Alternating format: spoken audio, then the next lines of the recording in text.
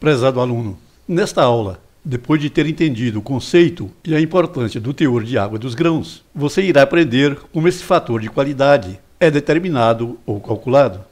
Dando continuidade à nossa aula, agora você vai aprender como representar o teor de água dos grãos.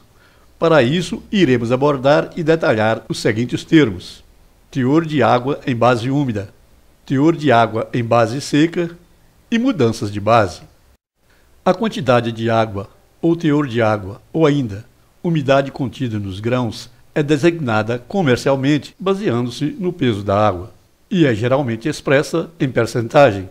A umidade contida nos grãos em base úmida é a razão entre o peso da água, PA, presente numa amostra e o peso total, PT, da amostra. Para o cálculo do teor de água em base úmida, devemos usar a equação 1, ou combinação com a equação 2, quando for o caso.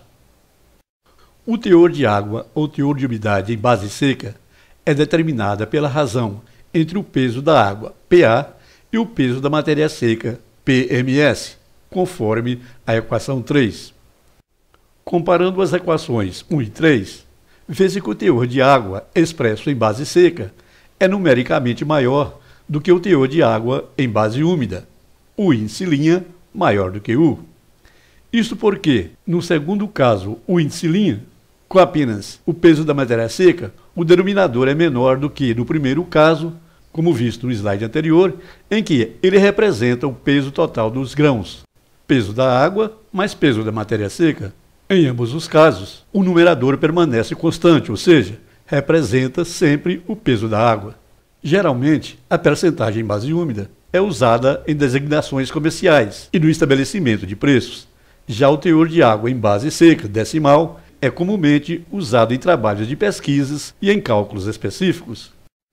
Uma tabela de conversão é muito útil e precisa quando se deseja passar da base seca para a base úmida e vice-versa, podendo ser construída por meio de equações apropriadas. Para passar de base úmida para a base seca, usar a equação 4. O exemplo mostra a substituição na equação 4 do teor de água em umidade base úmida e solicita o cálculo do teor de umidade ou do teor de água em base seca. Para passar de base seca decimal para a base úmida percentagem, basta utilizar a equação 5. O exemplo mostra a substituição na equação 5 do teor de água em umidade base seca percentagem e solicita o cálculo do teor de água em base úmida percentagem. Nota-se que o teor de umidade em base seca decimal foi transformada primeiramente em base seca percentagem. A tabela mostra as transformações de bases para os teores de água na faixa mais comum usados nas operações de colheita e processamento de grãos.